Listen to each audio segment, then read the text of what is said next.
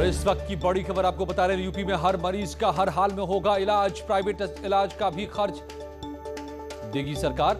दरअसल सरकार ने कहा है कि कोई भी मरीज जो सरकारी अस्पताल पहुंचता है उसे कोई भी सरकारी अस्पताल वापस नहीं करेगा, और अगर वहां बेड नहीं है तो उसको रेफर करेगा, सरकारी अस्पताल लेकर जाएगा प्राइवेट हॉस्पिटल, और उसका भी खर्च सरकार उठाएगी।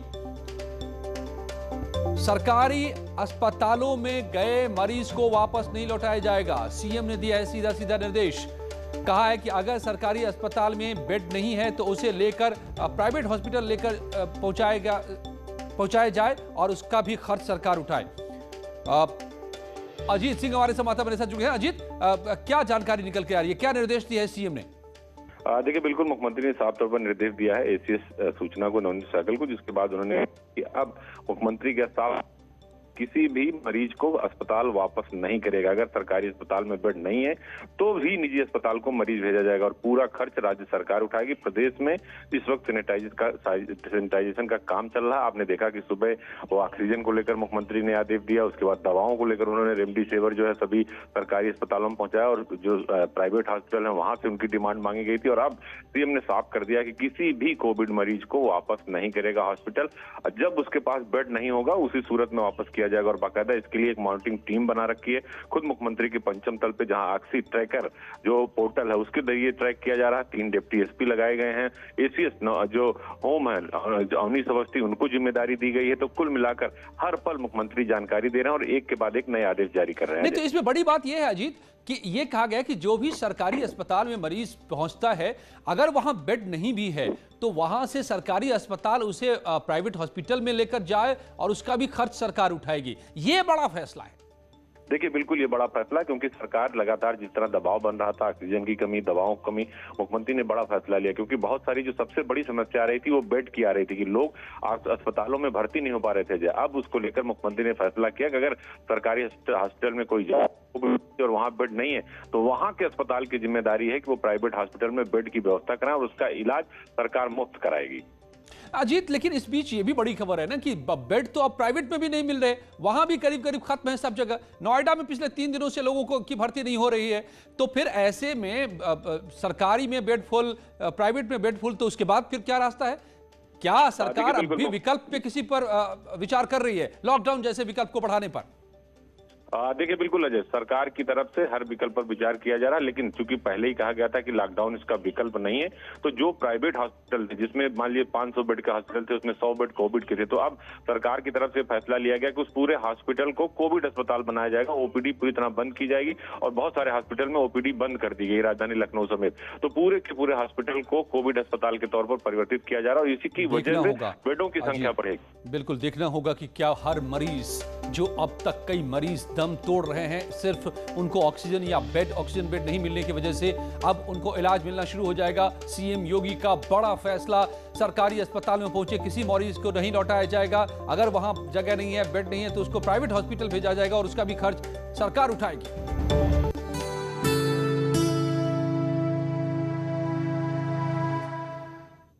और कोरोना काल के जीवन रक्षक, इस कड़ी में आज हम हौसलों को बढ़ाने वाली नई कहानियां लेकर आए हैं। यूपी समेत अलग अलग राज्यों के उन योद्धाओं को हम दिखा रहे हैं जो जिंदगियां बचाने में जुटे हैं।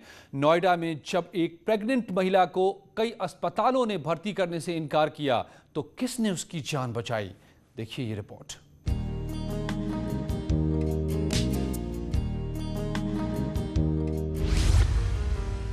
कोरोना काल के जीवन रक्षक,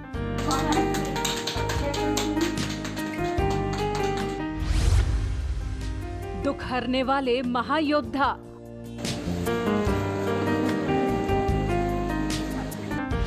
ये संकट के साथी हैं।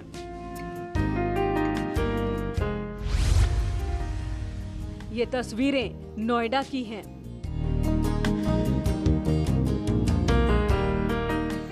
हाथ में गुलदस्ता लिए डॉक्टर्स की टीम एक वार्ड में दाखिल होती है और एक महिला को बधाई देती है। ये तस्वीर सुखद एहसास देती है।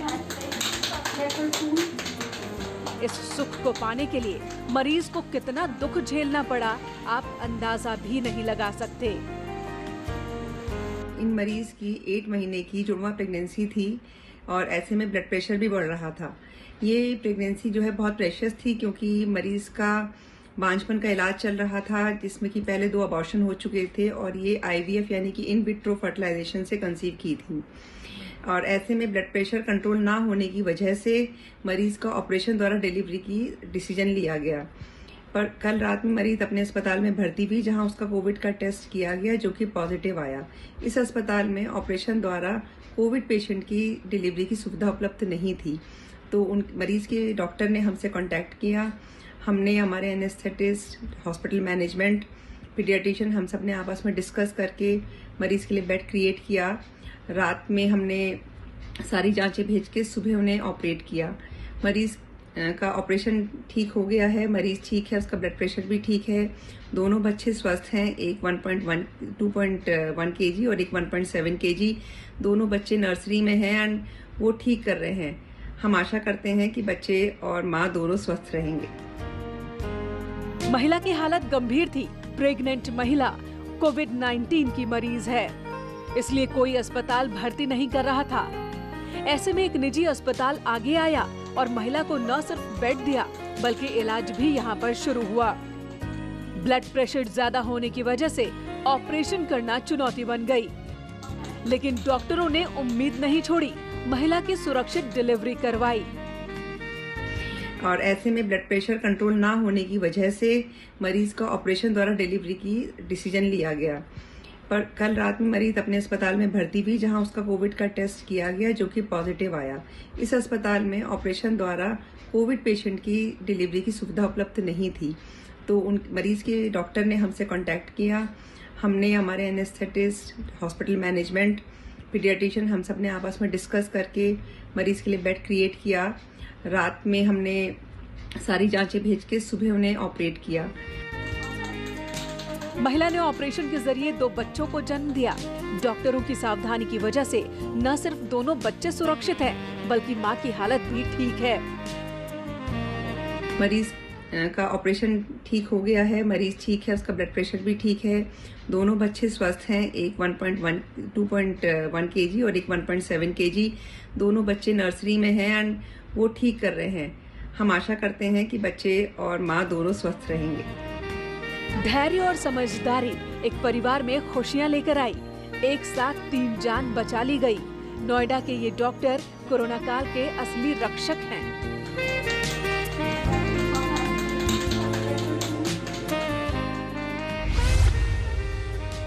एक और डॉक्टर कोरोना की मरीजों की जान बचाने में जुटे हैं, तो दूसरी तरफ समाज के भी कुछ लोग हैं जो आगे बढ़कर जरूरतमंदों की मदद कर रहे हैं। ये तस्वीरें मुजफ्फरनगर की हैं। गांधी कॉलोनी हाउसिंग सोसाइटी के कुछ लोग उन सभी लोगों की मदद कर रहे हैं जो बीमार हैं और वक्त पर उन्हें खाना नहीं मिल पा रहा।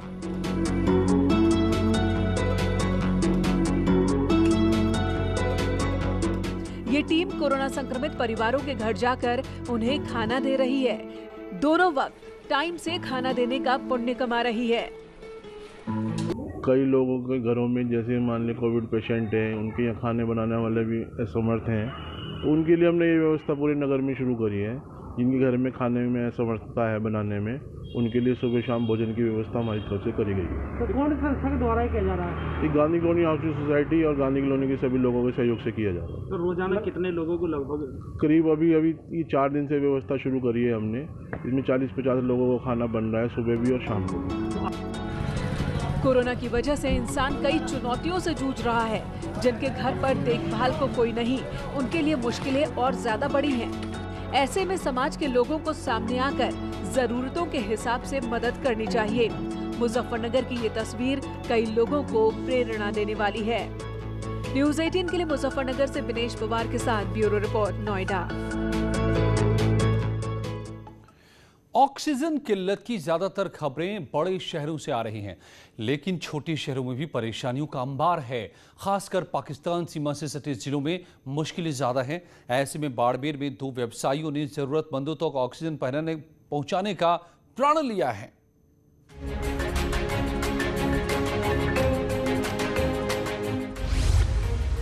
महासंकट के महायोद्धा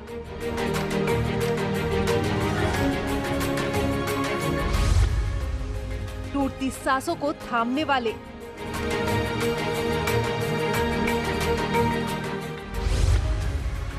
मौत से लड़कर जीवन दान देने वाले दानवीर।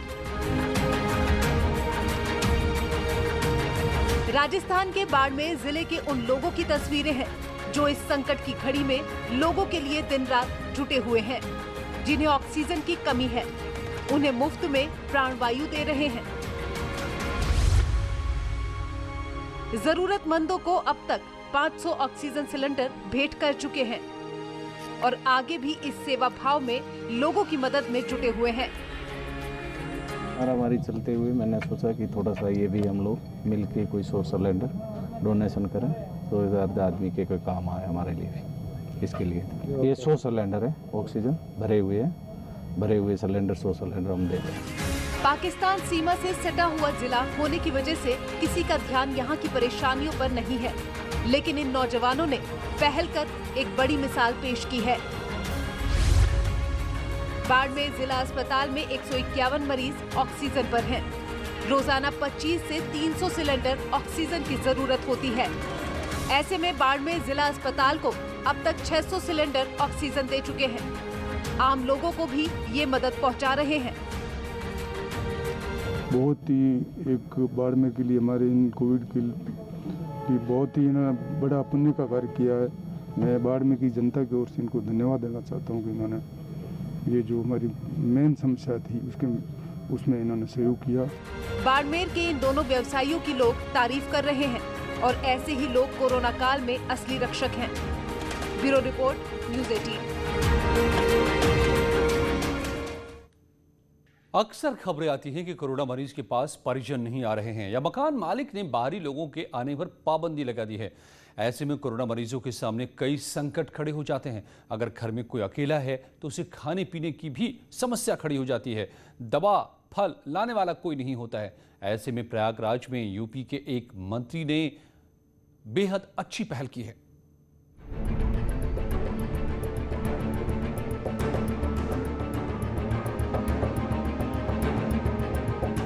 बीमार को दवा, भूखे को खाना।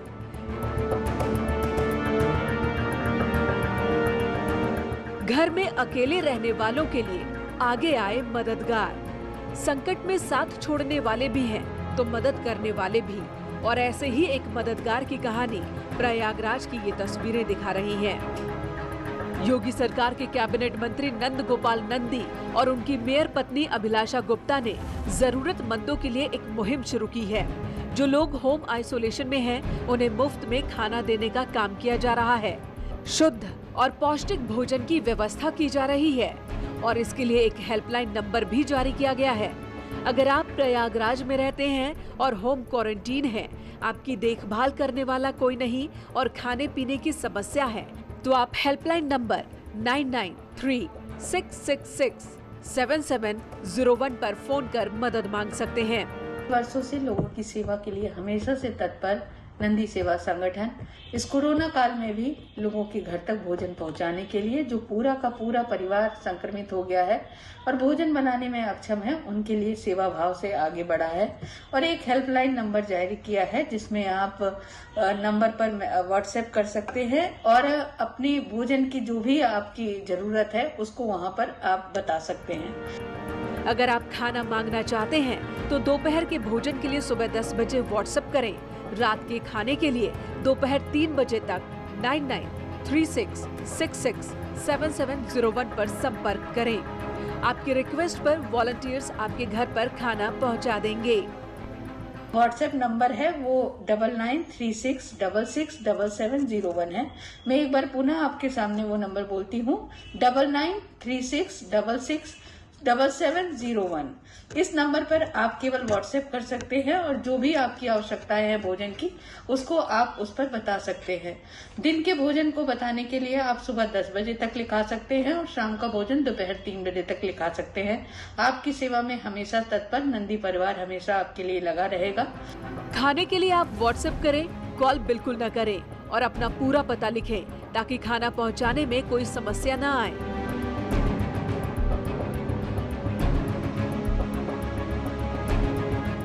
प्रयागराज में जहां जरूरतमंदों को खाना पहुंचाने के लिए सामाजिक संगठन आगे आए हैं, तो वहीं मेरठ में लोगों को मुफ्त में मास्क बांटा जा रहा है। 23 अप्रैल को एक संगठन ने 14,000 मास्क बांटा और लोगों को सोशल डिस्टेंसिंग के लिए जागरूक किया। जो सफाई कर्मचारी हैं और डोर टू डोर कूड़ा कलेक्शन के लिए जो हमारे ड्राइवर्स लगे हुए हैं, साथ ही साथ सैनिटाइजेशन का काम भी नगर निगम के कर्मचारियों द्वारा किया जा रहा है और अन्य जितनी भी फ्रंटलाइन एक्टिविटीज़ हैं नगर निगम की इसेंशियल सर्विसेज हैं, उसमें लगे समस्त कर्मचारियों की सुरक्षा हमारी प्राथमिकता है, क्योंकि इस वक्त कोविड में उनको भी सुरक्षित रखना ज़रूरी है। आज जनहित फाउंडेशन के माध्यम से हम लोगों को N95 मास्क उपलब्ध करवाए गए थे, उन मास्क का वितरण किया गया है। उन मास्क के साथ साबुन और सैनिटाइजर भी लोगों को बांटे गए। खास तौर से ये वो लोग हैं जिन्होंने मेरठ की साफ सफाई का जिम्मा अपने कंधों पर ले रखा है। हमारे द्वारा 12,000 मास्क नगर निगम के सफाई कर्मचारियों को दिए गए हैं और इसके अलावा 2,000 मास्क हम कैंटोनमेंट बोर्ड के सीईओ हैं, उनसे बात करें, वहाँ के सफाई कर्मचारी को देंगे, जिसमें हमारा उद्देश्य 61,000 मास्क हम शहर में अलग अलग लोगों को देंगे, जिससे कि प्रत्येक व्यक्ति समाज में जो निकल रहे हैं घर से बाहर निकलने किसी आवश्यक कार्य से, घर से मास्क लगा के निकलें। अगर आप भी सक्षम हैं और आपके आसपास कोई तकलीफ में है, पैसे की कमी की वजह से मास्क नहीं खरीद पा रहा, तो आप भी मददगार बनिए और इस महामारी को हराने में मदद कीजिए। न्यूज़ 18 के लिए मेरठ से उमेश श्रीवास्तव के साथ प्रयागराज से सर्वेश दुबे की रिपोर्ट।